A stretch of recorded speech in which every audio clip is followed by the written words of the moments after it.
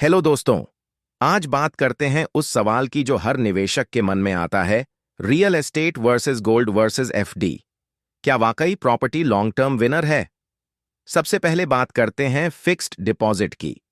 FD एक safe और आसान ऑप्शन है जो 4 से 7% रिटर्न देता है, पर महंगाई के सामने इसकी असली वैल्यू घट जाती है।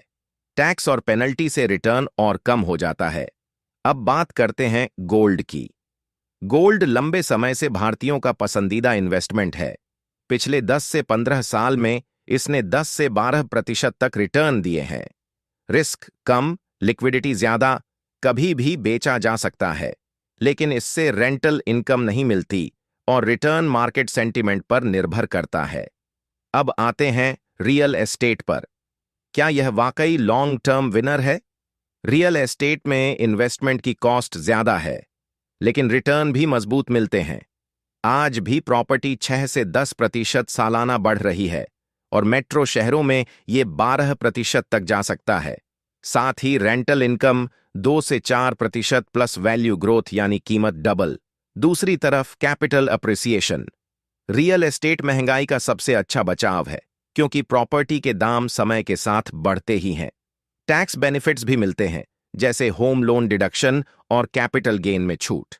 हाँ, इसमें लिक्विडिटी कम है और मेंटेनेंस की जिम्मेदारी होती है, लेकिन लॉन्ग टर्म वेल्थ और पैसिव इनकम के लिए ये एक स्ट्रॉन्ग ऑप्शन है। मान लीजिए अगर आपने 50 लाख एफडी में 5 साल के लिए लगाए, तो वो 6% पर 67 लाख के आसपास हो जाएगा।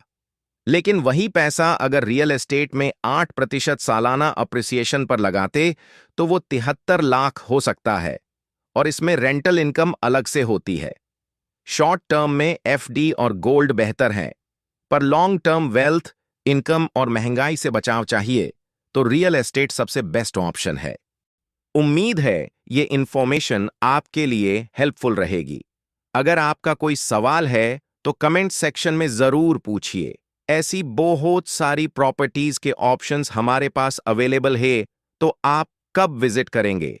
और ऐसी और वीडियो के लिए हमें फॉलो और सब्सक्राइब करें, वीडियो को लाइक और शेयर करें।